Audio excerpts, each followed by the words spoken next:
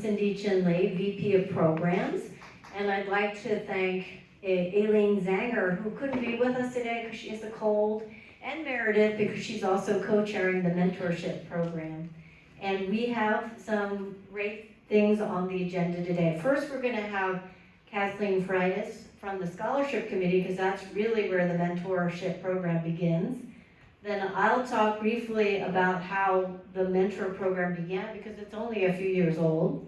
Michelle Hernandez, our honored mentee, will be giving a presentation on some of her recent activity.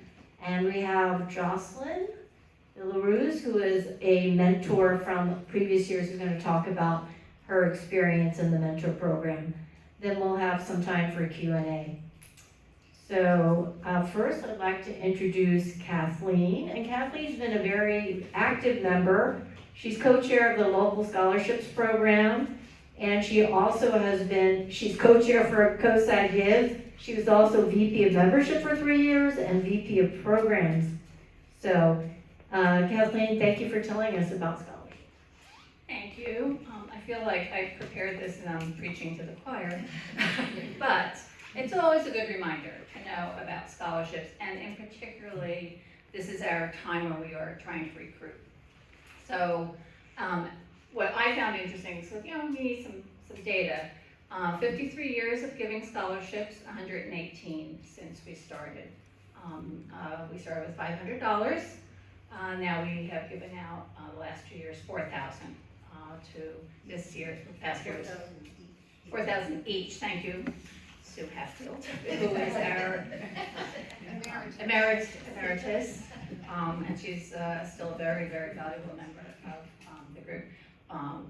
Who's eligible is also a little unique in that we give it to Havana Bay or Pescadero High School graduates who are going into their junior or senior year or are studying in a graduate program at an accredited university or college. So it can make a difference, because those are the times when there's not necessarily a lot of money available for scholarships. As I said, right now we are recruiting. We used to be able to get names and addresses from the high schools, but privacy has prevented that. So now it's really word of mouth and social media and going around town and putting up flyers. And I actually have flyers that Barbara's going to pass out in case you know anybody.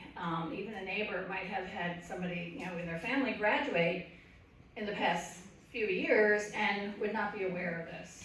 So it's just, we really would like to. At this point, we only have 5 applicants, and we generally have 10 to 12 at this time.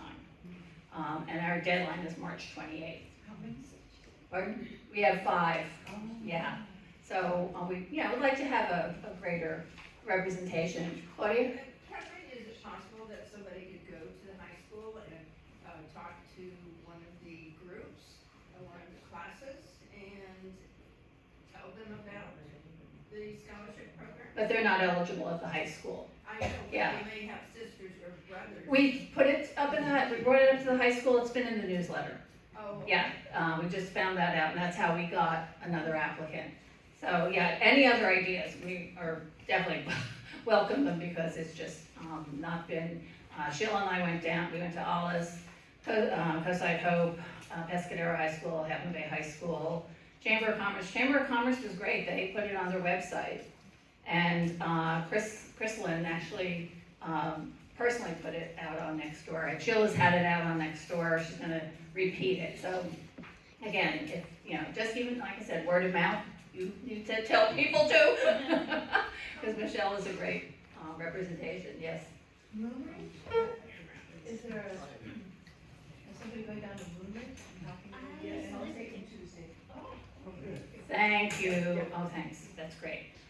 Yeah, it's just, the more that we have, the application it's pretty extensive. I mean, they have to, pull together some data, but what really makes a difference is those essays. I will tell you, those essays kill you. They are so heartfelt, and what each of our scholarship recipients have done to achieve to be where they are today is just, it's very heartwarming. So that's, a really, really big part of this whole process. And we have 5 readers, we have a rubric that we follow, and oftentimes it can be really interesting, to have that conversation.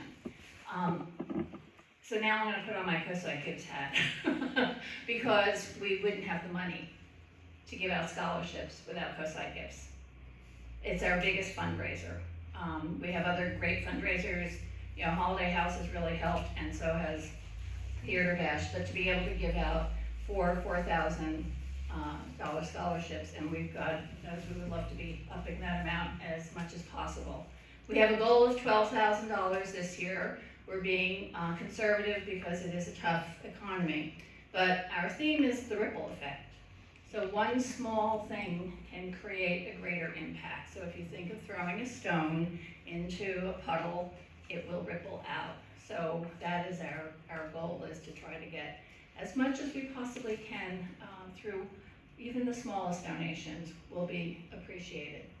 And I think that's probably it. And of course, we're so honored that mentoring evolved, and thanks to Cynthia, she just walked up to our scholarship recipients and at our last meeting of the year a couple of years ago, and had this great idea. So thank you. Thank you, Kathleen. So I'm going to give a brief recap on the mentor program. So we started it in 2022, and our first year we had 10 mentors and 5 mentees. By the way, the scholarship recipients can opt in. They're not forced to want to be part of the mentor program. And then 2023 to 2024, we had 4 mentors and 2 mentees. And just to clarify, each mentee gets 2 mentors. So there's 1 mentor that we assign that is in their same area of specialization. And then we have 1 mentor that is just in general. And I think that's worked well because the mentors get to meet one another and they develop a relationship. And then the mentee gets wisdom and advice from 2 different perspectives. This past year, 2024-25, we have 6 mentors and 3 mentees. And we're delighted to have Michelle, one of our mentees, who's going to talk about her experiences today. And then Aileen and Meredith, who have been running the mentor program, also did a seminar for the scholarship recipients last summer. And thanks to support from the whole membership and the board, we'll probably try to do that again. And that seminar involved career topics as well as decision-making and, networking, all that sorts of things. So it was very well done. And Meredith's husband also spoke. I wanted to talk briefly about why I was so excited that when I presented the idea of doing a mentor program, I was happy that it was well received. I have been a mentor in various situations, and I found that it's been really important. And I believe that in addition to giving money, which is very important, we also have so much to share with the various careers and geographic experience and family and personal experience. We have a lot to give to our mentees besides our money. Also, I think most of us know how important networking is in a person's life and career. Networking has been really critical in my particular career. I graduated with a liberal arts degree, and I know that my family makes fun of me, like, what are you going to do with a degree in East Asian languages?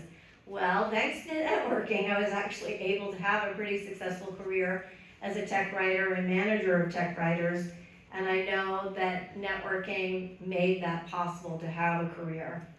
Also, because it was so important to me, I actually, before I wrote children's book, the first book I wrote is called It's Who You Know, Career Strategies for Making Effective Personal Contacts. And this is old and out of print now, but it really did have a big impact on my life. And I'm also kind of excited. I don't think anyone here reads Chinese, but that book was bought by a Taiwan publisher and translated into Chinese. So there it is. Yay. And in my career, I've worked for like Sun Microsystems, Oracle, and been a mentor in my career with formal HR programs as well as a mentee. And I'm also a mentor for a State Department program called Tech Women, which I've mentioned to a few people. And that State Department program brings women in STEM from Africa, Central Asia, and the Middle East over to the US once a year. And I've been able to coach some of these Tech Women Fellows. In particular, I coach teams from Zimbabwe, Cameroon, South Africa, and Lebanon. So it's been a very rewarding experience. And I think the other thing that I would say is it's as rewarding for the mentor as the mentee. I get really validated and I feel a lot of joy from being able to coach people. One other thing that I will say is that I was actually on the scholarship evaluation team for the Gates Millennial Scholars. I don't know if Bill and Melinda Gates are pretty famous for their scholarship program. And because of contact, I was on the first scholarship committee. And one thing that the scholarship committee said as we evaluated all of these very impressive people in grad school and they were going to get money for their graduate degrees was we had to evaluate them on the strength their application showed of their networks. So that was something we're explicitly told. So I think that they realize how important networks are in a person's life. So I will joke that I was talking about networking before Mark Zuckerberg of Facebook was born. All right, now it's my pleasure to introduce Michelle. She is